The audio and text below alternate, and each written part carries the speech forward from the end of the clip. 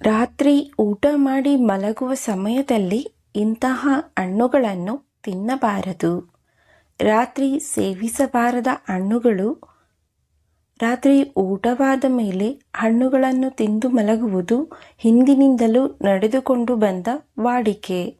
ನಮ್ಮ ಹಿರಿಯರು ಕೂಡ ಇದನ್ನೇ ಹೇಳಿಕೊಟ್ಟಿರುವುದು.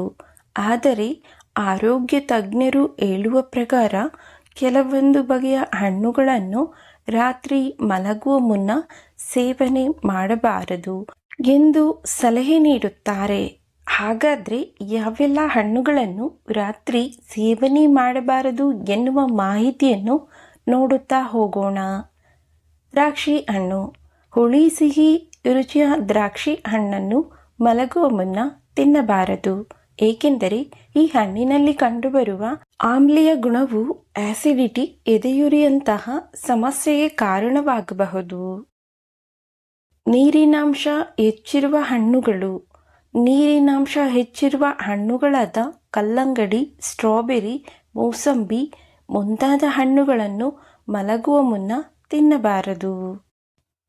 ಕಿತ್ತಳೆ ಹಾಗೂ ಮೂಸಂಬಿ ಹಣ್ಣು. ವಿಟಮಿನ್ ಸಿ ಪ್ರಮಾಣ ಅಧಿಕವಾಗಿ ಕಂಡುಬರುವ ಕಿತ್ತಳೆ, ಮೂಸಂಬಿ ಹಣ್ಣುಗಳನ್ನು ರಾತ್ರಿ ಮಲಗುವ ಮುನ್ನ ಸೇವನೆ ಮಾಡಬಾರದು.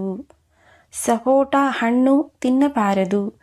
ನೈಸರ್ಗಿಕ ಸಿಹಿ ಅಂಶ ಅತಿಯಾಗಿ ಕಂಡುಬರುವ ಸಪೋಟ ಹಣ್ಣು ಅಥವಾ ಚಿಕ್ಕು ಹಣ್ಣನ್ನು ಮಲಗುವ ಮುನ್ನ ಸೇವನೆ ಮಾಡಿದರೆ ಶುಗರ್ ಲೆವೆಲ್ ಏರಿಕೆಯಾಗುವ ಸಾಧ್ಯತೆ ಇರುತ್ತದೆಯಂತೆ. ಬಾಳೆಹಣ್ಣು. ರಾತ್ರಿ ಮಲಗುವ ಸಮಯದಲ್ಲಿ ಬಾಳೆಹಣ್ಣು ಸೇವನೆ ಮಾಡಬಾರದಂತೆ.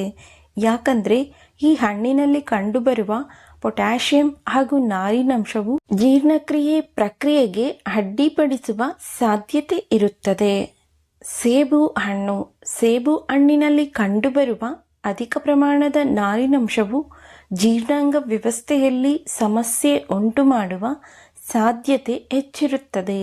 ಹೀಗಾಗಿ ಈ ಹಣ್ಣನ್ನು ರಾತ್ರಿ ಸೇವನೆ ಮಾಡುವುದು ಅಷ್ಟು ಒಳ್ಳೆಯದಲ್ಲ. ಸ್ನೇಹಿತರೆ, ನಿಮಗೆ ಈ ವಿಡಿಯೋ ಇಷ್ಟ ಆಗಿದ್ರೆ ನೀವಿನ್ನೂ ನಮ್ಮ ಚಾನಲ್ ಸಬ್ಸ್ಕ್ರೈಬ್ ಮಾಡಿಲ್ಲ ಅಂದರೆ ದಯವಿಟ್ಟು ನಮ್ಮ ಚಾನಲ್ ಸಬ್ಸ್ಕ್ರೈಬ್ ಮಾಡಿ, ಲೈಕ್ ಮಾಡಿ, ಶೇರ್ ಮಾಡಿ.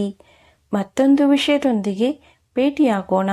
ವಿಡಿಯೋವನ್ನು ನೋಡಿದ್ದಕ್ಕಾಗಿ ಧನ್ಯವಾದಗಳು. ನಮಸ್ಕಾರ.